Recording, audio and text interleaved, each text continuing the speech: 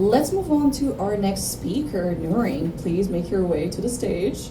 So Noorain is a comedian. Noorain is a comedian disguised as a techie. He has a bittersweet relationship with JavaScript. So let's hope we can get him to the other side tonight. Please give him a hand.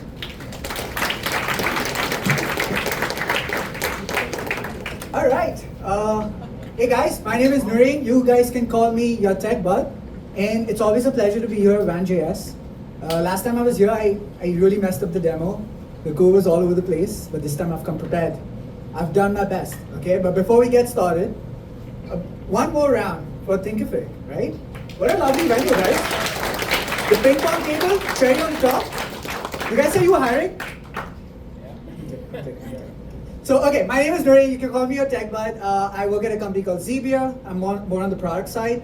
My experience comes in the cloud and Kubernetes side of things. So I set up the Kubernetes practice at my company for 3 years, mostly working with 5 of the top 10 private banks in India.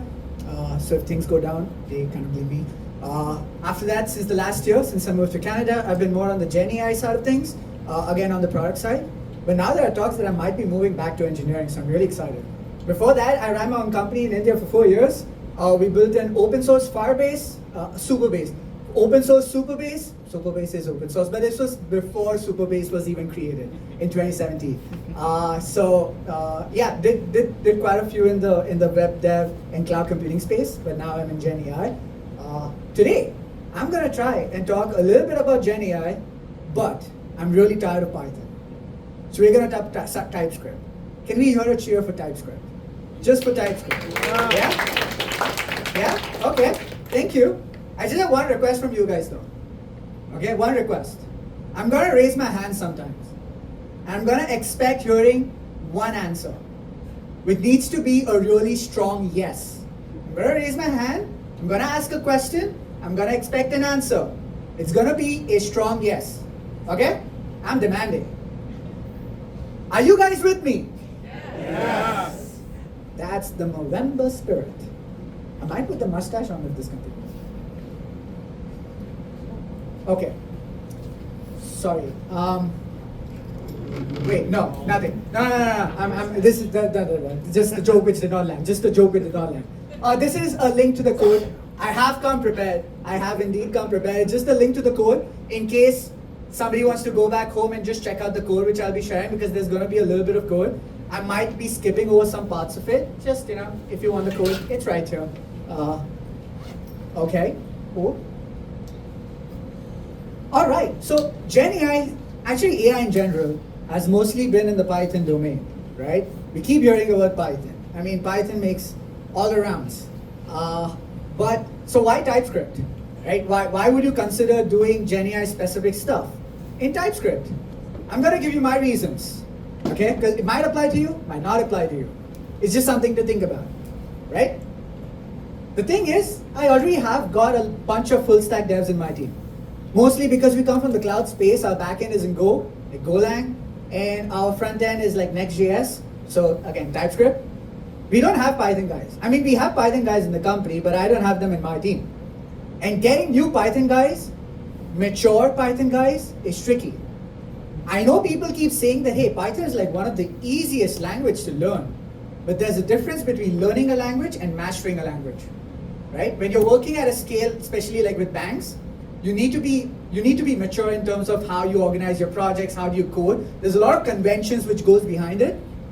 It's difficult to get that with new people, especially if the lead is not coming from the Python world. It's just hard, right? And I'm a bit like over controlling, so it doesn't work. Second, TypeScript has really mature tooling. You'll be surprised how mature the tooling in the TypeScript. When I say TypeScript, I mean JavaScript as well. JavaScript is like that orphan kid nobody cares about. I mean, I don't. But okay, I'm just talking about JavaScript, okay? But TypeScript has got really mature tooling. Like PNPM, it's crazy. I mean, I just love it. NVM, it just works. It's not crazy as Conda. I mean, it's not as stupid as Conda. It's just good, right? The TypeScript support, the tooling you get, the linters, they are really mature at this point. You've got baked-in defaults which just work. You know exactly how to configure them. It's not a hobbyist tool. People are using TypeScript in production for much longer in enterprises than Python. So the tooling reflects that, right? More importantly, the infrastructure is more mature. What do I mean by infrastructure? Like Vercel makes it really easy, right? I mean, you don't even think about it. We just had a demo of Vercel. I mean, using Vercel. It's so easy, we don't think about it, but the effort and the engineering gone behind making it that easy, it takes time, it takes maturity. And especially like the stuff going on with the Edge runtime and the JavaScript runtimes, I'm not sure if you've heard about those things. It's crazy technology, right? That infra support, you just don't get it with Python. It's just not that. It's not even there for any other language. Like my head of engineering, he's a Java nut. He loves Java. He was showing off and coming back to me saying that, you know what, Java recently slowed the cold start time down to 3 seconds, while Next.js is in milliseconds. That's the difference. And yeah, I think the TypeScript type system is a little bit better. It's just more mature. Like when you say a library is TypeScript, it is TypeScript. They're not like doing some crazy type hints under the hood to like, make a fool out of you. So it's pretty mature that ways. And last thing, most of GenAI, not most of, a big chunk of GenAI is an application concern. AI in general has been data science specific, traditionally, or data specific. Because of the way ChatGPT works, it's just behind an API now. For you, it's just an API call. And we've been making API calls since the start of time.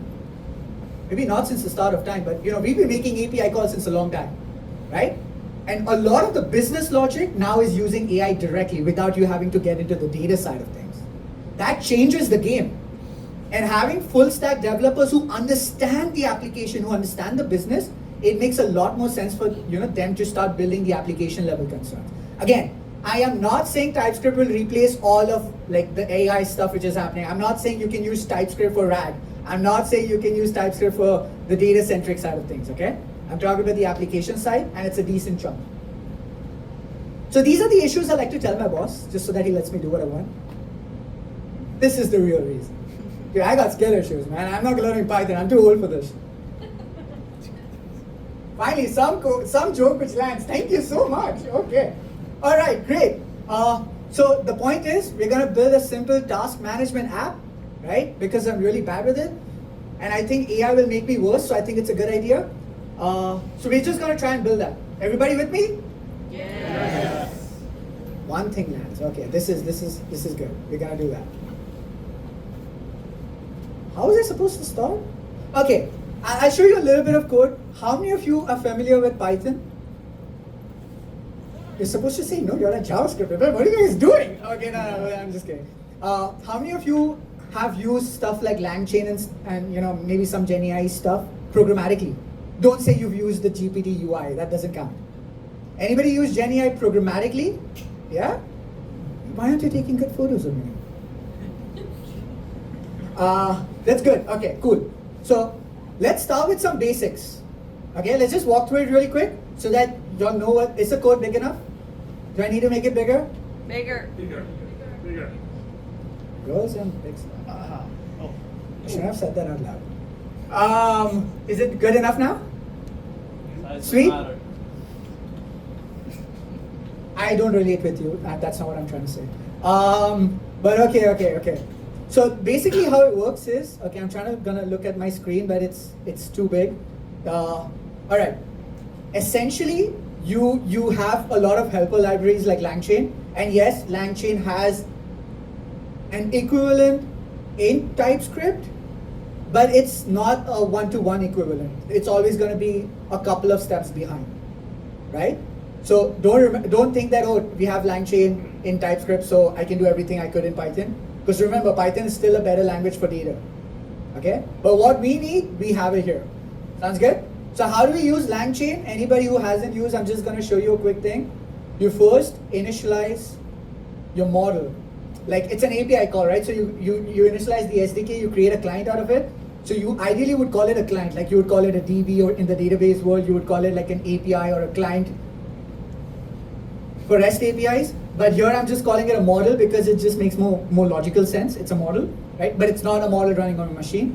However, because I'm an open source enthusiast, even though it says chat OpenAI, I'm actually using an open source AI. All of this is open source. Cool? And I'm using a tool called Inforix, which we're building. Thanks, Steve. Which I mean, maybe we can talk about later offline. And then how do you use it? You simply call this model.invoke. You give it something called a system message, which is like the inner voice of the model. It conditions the model to give you an answer in a specific way, right? For example, I'm saying that, hey, you know what? You're a productivity expert, and always respond with motivational stuff, sure. And the next thing is your actual question. How are you? With me? Easy enough? Yeah? Yes. Yeah. How does it run? Oh my God, typing with the left hand is hard. Typing with the right hand is hard. I work my hands. How does it work? I mean, you just get the answer. It takes a little bit of time. It's going to be slower than how it usually is because this is literally being hosted out of my closet. My closet is not a fun place to be at. But you get the answer, right? How are you? And it gives an answer, hey, I'm doing great, blah, blah, blah, blah, blah. Cool. Good enough. Basics clear. Everybody's good with code. Now y'all can read it. You're an expert, so we can get into the fun stuff. Anybody interested? I'm using PNPM, and this is Typescript. Just check out the repo for those details. Okay, let's get into the second piece. Not that yet. But Where did you say you're hosting AI? my closet. You wanna be there?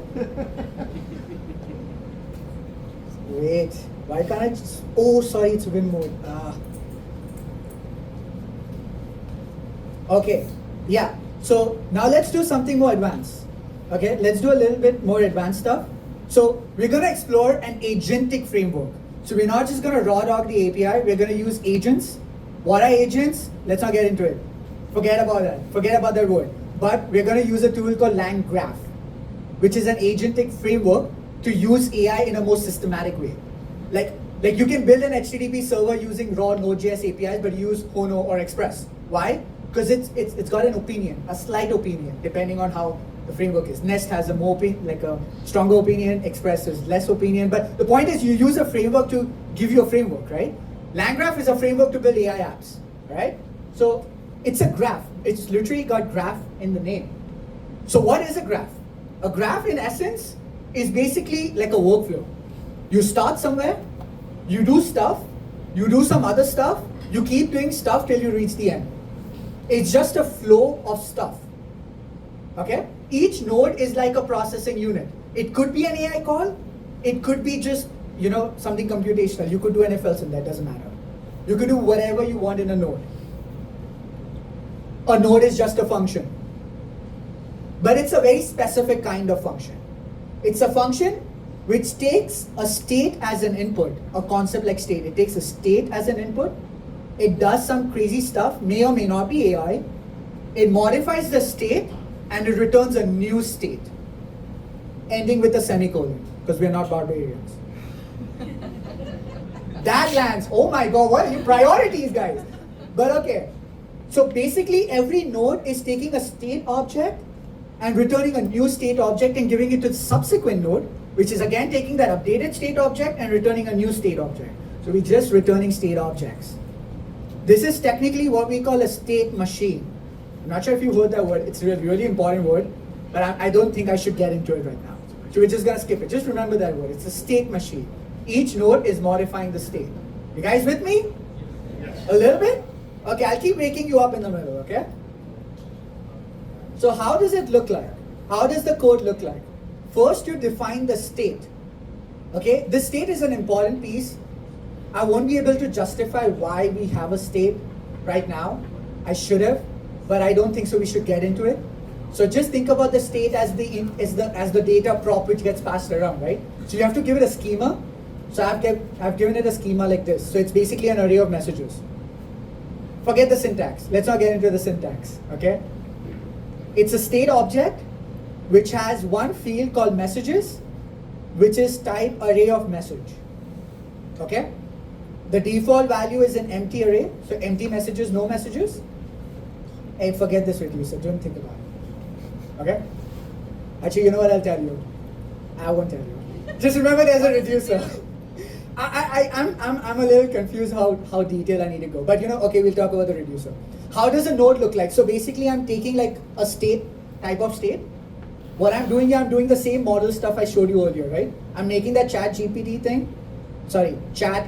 thing. I made that system message. Then, remember my state has an array of messages, right? So I'm taking those messages from the state and prepending my system message to it. So basically I get a list of messages, I use my inner voice on top of it, and I try to give an answer back. So the agent doesn't care, the node doesn't care how many people were there before it. This is very important. It's just like I'm gonna do my job. My job is take all the messages, add my system message to it, like add my inner voice to it, and get an answer back. And then it returns a new state, which is again the new messages. But notice I'm just returning one message back. It's an array with just one element. That's because we had a reducer, right? That reducer will make sure that it goes back and merges into the main state. So you don't have to return the entire state, you reduce it. That's the reason why I wanted to skip it. But basically there's a reduction operator. If anybody has used Redux, you know this. You never pass the entire state again, you just give it an action, you dispatch an action. What is it doing? A reducer comes in, it understands based on this action I need to make the following state. This makes sure that your state is immutable. And that's the essence of a state machine. Redux is a state machine. Just letting you guys know about it. And finally you have your flow, right? So I added my agent, so basically I created my graph. I'm saying I'm going to have an agent inside it. I'm going to start, and these are edges, right? A graph has edges. So the first edge is between start and agent. The next edge is between the agent and the end node. So it's basically start, agent, end.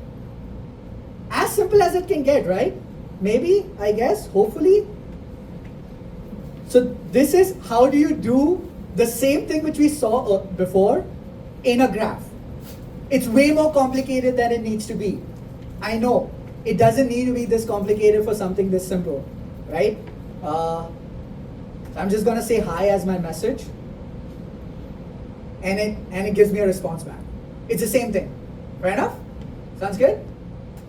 But let's see, one second. How much time do I have? How much time do I have? Oh, you can keep going. No, don't say that. All right, wait. So if I say, let's make a task manager, right? I want to get my tasks, right? So let's say I ask this agent, give me my task. Get my tasks. Tasks. And basically it will call the agent. This message goes to the agent, it will call the agent, and it gave me a response back.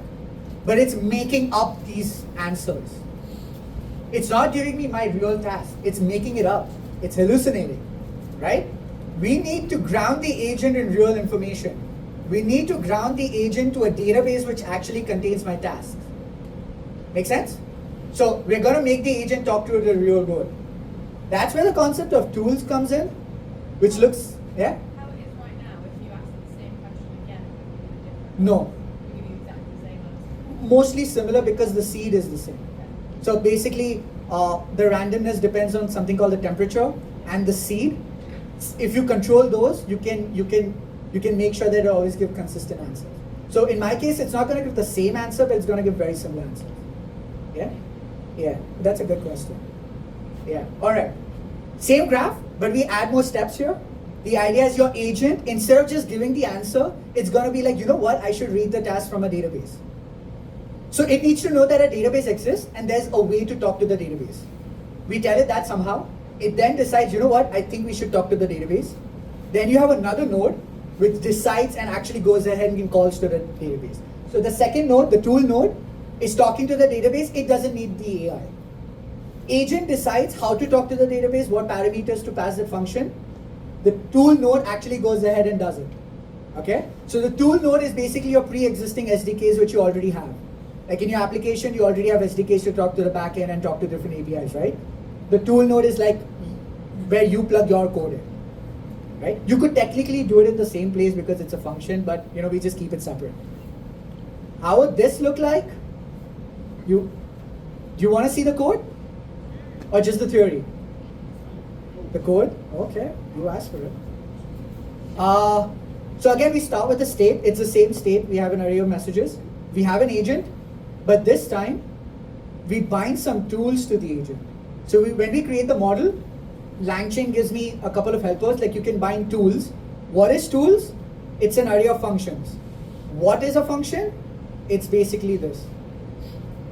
you call that tool, it's a utility given by LangChain, and essentially you pass it the description of your function. Did I step on a landmine? Okay, yeah, you pass it the description of the function, so you're giving it a name. See, have a function called read tasks, right? The description, it reads all my tasks. The schema, I'm using Zod. Actually, Zod is the way you do schema in TypeScript, so we're using Zod as well. We're doing Zod and we're saying that, hey, it's a no. I mean, there's no parameters required for this because you're just reading the tasks, right? Make sense? And what is the function? Let's not get into it. It's basically reading a JSON file. It's just reading this JSON file, which I have right here. That's it. So my database is a file. Okay, I was lazy. Cool. So we have a tool which actually talks to a JSON file, reads it up, but somehow somebody needs to decide to call it, and that's where the agent comes in, and that's where we tell it that, hey agent, I'm binding you with some tools, and that Zod helps you. The beauty of Zod is it's not just a schema validation library, it's a schema description library. It helps you describe your schema, which means you can put in descriptions and things like that. You can say that this is what the function is, what the function does. You can describe each parameter of the function, whether it's optional, whether it's not optional, what does that mean. You can do all of those crazy things. Zod is amazing. So basically agent now has the knowledge of the tool. Next is your tool node. So again, there's a utility, you don't have to make a tool. And finally I have a summarizer, but because reading a JSON file is not fun, like make it like human readable for me. And the graph is very straightforward. You start, you give it to the agent decides I want to use a tool. So from the agent, it goes to the tool calls the function which returns that JSON object. That tool then forwards it to the task manager. The task manager will summarize it. And because we are appending it to the same state, we have a list of messages, and each message is each node is basically just adding to that messages. So every subsequent node knows what's happening. Right? It just knows, it has the data. If you run this, I bet the fun part is coming up next because that's interesting. Give me my tasks.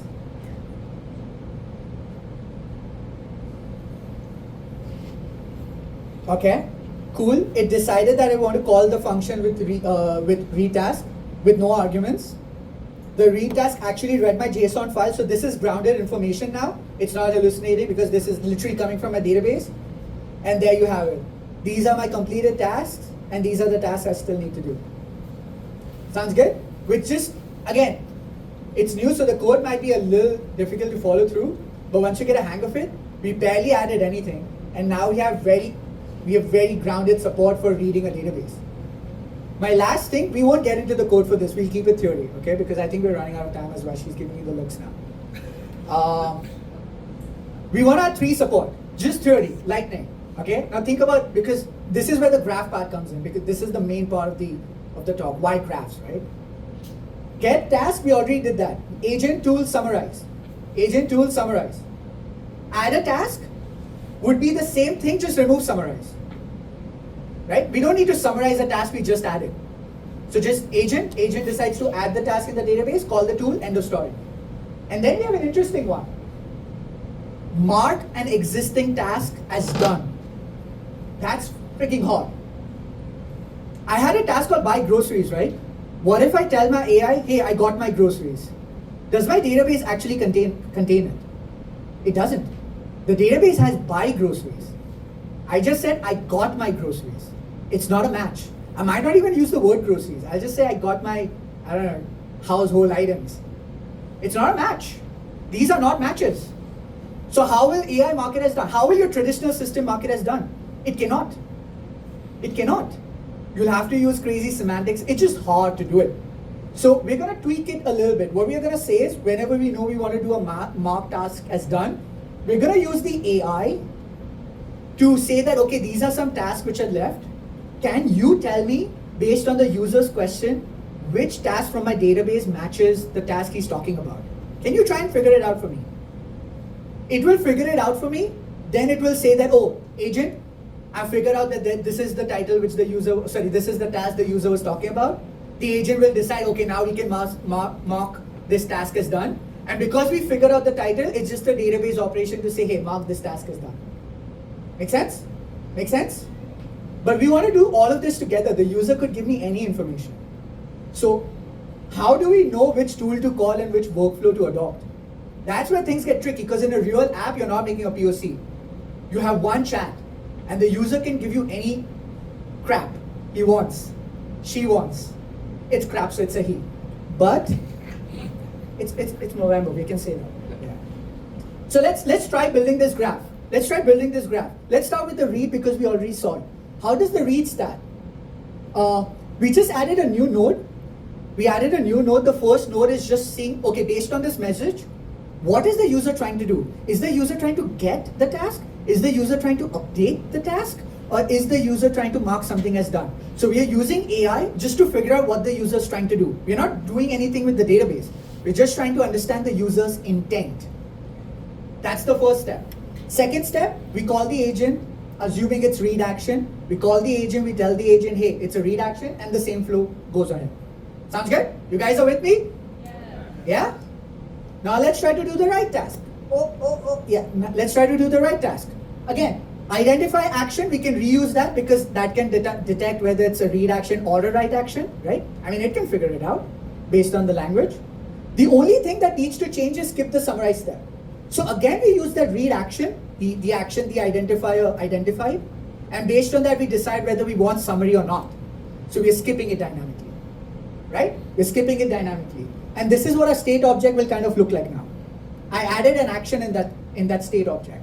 So the identifier will update the state object with an action, which I can use in the last node to decide whether I want to summarize or not. With me? Seeing how the state object just helped me out? Somebody made a decision on what the action is up front, stored it somewhere. Anybody in the entire flow can now use it. That's the state object. Okay? That's the passing of props. Otherwise, how would you do it? Now, the last one is tricky, but not that hard though. The identify action can also figure out whether it was supposed to be marked as done. If yes, add an extra step of finding the right title or matching the title, and then go back to the agent, and then the rest is the same. Right? Final touches. The user could be an idiot like me. So maybe he just puts in something ridiculous which is not even an actionable. So you want unknown action, directly go to stop. Or there's an action to be, you gave me a task which doesn't exist in the database, exit. What does this look like? I call this a graph. And this graph is what we technically call a state machine. Based on the output of nodes, you're deciding the logical flow of how to do things.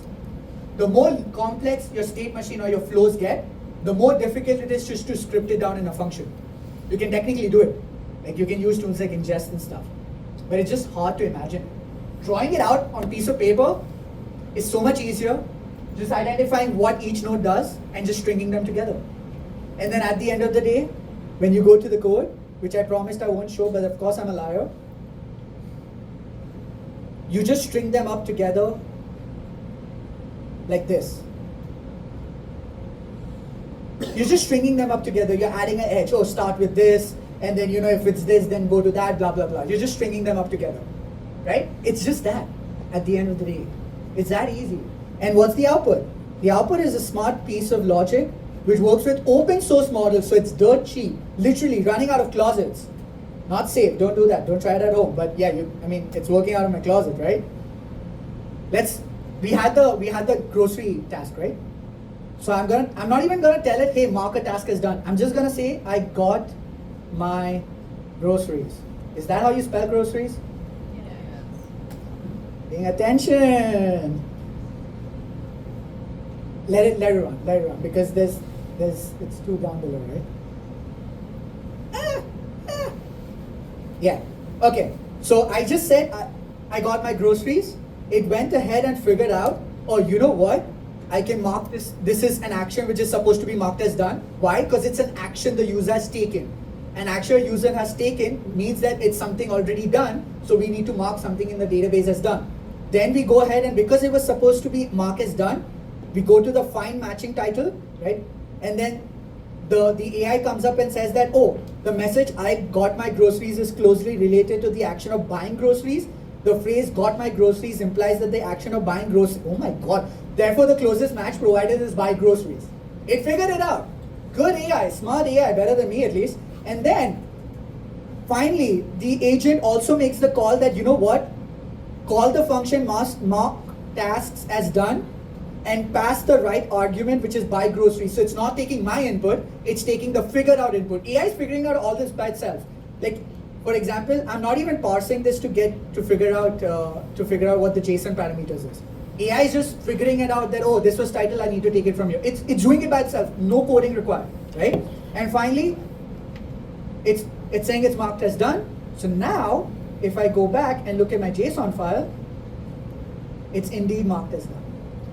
A round of applause for open source AI. That was hard. You go back to the QR code like scan the GitHub. Now you want to scan it, huh? You guys are testing me. Oh my god, you guys are testing. I'm not going to show it that. I'm kidding. Yeah, this is the code for the app. It's all TypeScript. Yeah. Oh yeah, I saw the thank you, I got freaked out.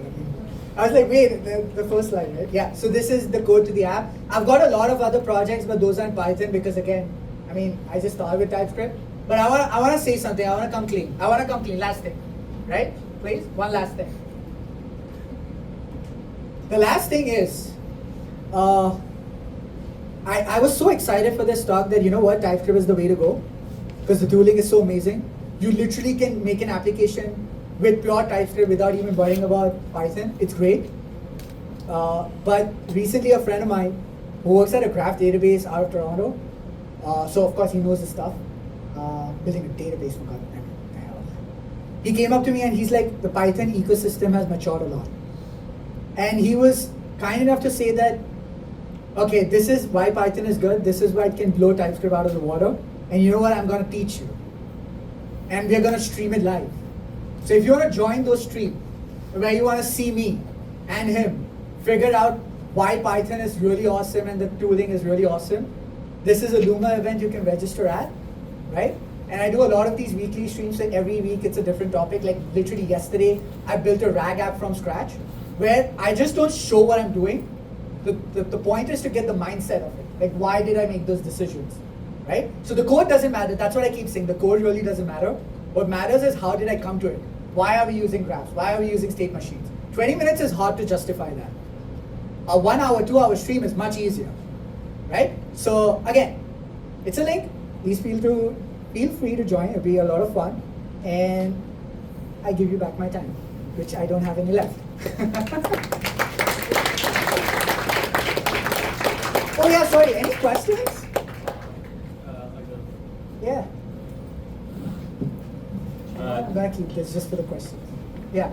Yeah, I'm just curious, how about the tooling for using ML stuff, like the model, like with Python is incredibly easy, just get something from Hugging Face and start running it Right. on your own machine. Right. And how does that compare in TypeScript? Because I can clearly understand all the project organizational, having a linter and all of that, but ML tooling in TypeScript, how good is it? So that's a great question. The question is, most of the libraries to run a model, not inference, run the model itself is in Python. Technically C++, but the wrappers are in Python, right? Which is unbeatable. That's true. You got me there. You can't do that in TypeScript. But my answer to that is, are we building a monolith? There's a notion that your entire app has to be in one language. It doesn't work like that. Sure, hobby project MVPs, it will work like that. But larger scale, no. Like, for example, I host my own models, right? It's a Python project which runs the model. It's a Golang project which does the authentication on top of it. It's a TypeScript client which is creating the app. So again, the database in the traditional world was still written in C++. You're not going to write that in TypeScript. You're going to use the right tool for the job. If you want to host your own model, use Olama, use, VLLM, use Aphrodite, whatever you want to use. So use the right tool for the job. I'm going to restrict TypeScript's usage to the application concerns. So in no project will your Python app which does the application will run the model as well. It will always call an API. even if you're running your own APIs, because you don't want them to be in one place. You want them to be separate processes, right? So yeah, Oh, just that use different languages. Makes ton of sense. Yeah. Thanks. Absolutely. Sure. Yeah. Yeah. Let's make a run. Next question needs to come here, and then we go again. Thanks. Sorry. I would like to clarify before my question. Do you know about Vercel's AI SDK? Yeah. Yeah. It's just a wrapper. Yeah, it's just a wrapper to essentially access the APIs. But I'd like to know which this approach is, in which way this approach is better than using just AI SDK. That's a really good question. I will make it a more generic question. Why don't I just use the SDK given by OpenAI? And why do I have this land graph layer on top? I forgot to show one part of my app. Whenever you use an ecosystem, so okay, let's make it a little bit more generic question. Why use a framework when I can write this myself?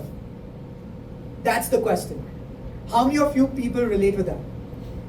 A lot of everybody, like everybody in the front end will relate. I'm going to implement it myself. I don't want to use a library. But the point of using a library is, or an ecosystem is, you get the ecosystem. For example, all the calls that I ran, every call, I want to trace, right? What age, what step was doing what. I want more details. Because I'm using LangGraph, I can use the tooling given by LangGraph with no extra lines of code. And it's literally telling me that, hey, you know what? Identified action ran first.